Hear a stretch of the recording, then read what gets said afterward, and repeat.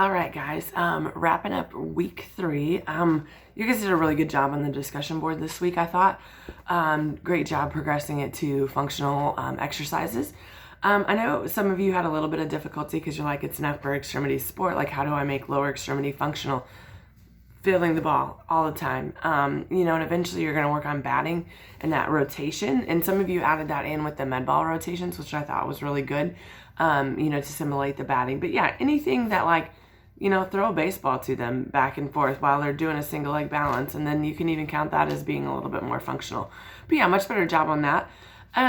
So post-op ACLs, they're going to be weight bearing as tolerated when they come out. If it is an isolated ACL, when it's an ACL and meniscus, then it's going to be a little bit different. It's a little bit surgeon dependent. So some of my surgeons will be partial weight bearing 2 weeks out with a meniscus and an ACL with the braces locked in extension, and some are non-weight bearing for 4 weeks.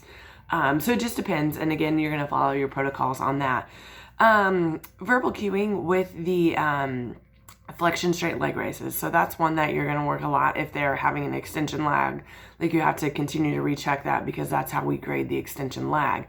And so for that one of the cueings that I give is that I want the back of your knee to touch first. So I want you to squeeze that quad so hard that the back of your knee is going to touch first.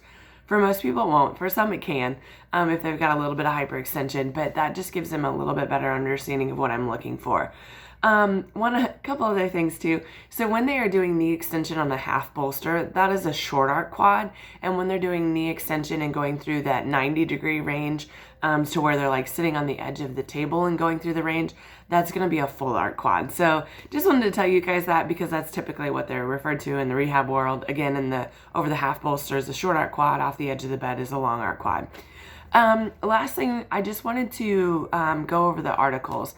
And so some of you struggled a little bit more with this week, in that in your articles, I want your article to better justify why you chose a specific exercise or a group of exercise. So like when we did the glute med one, and you found that a side plank was pretty high EMG activation, that's why you're adding it in there. So the same thing with this week, I was looking for something that, said with the quad strengthening. So I think it was Jessica found the retro walking. That was a good activator of the quad to get that terminal knee extension. So that's exactly what I'm looking for. Something in your article that justifies why you chose a specific exercise or did a specific exercise the way that you did.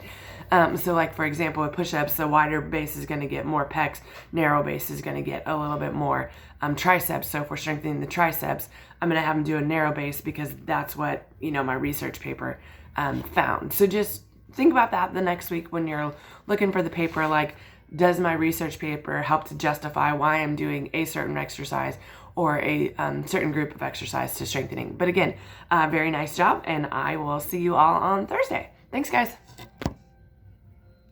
Whoops.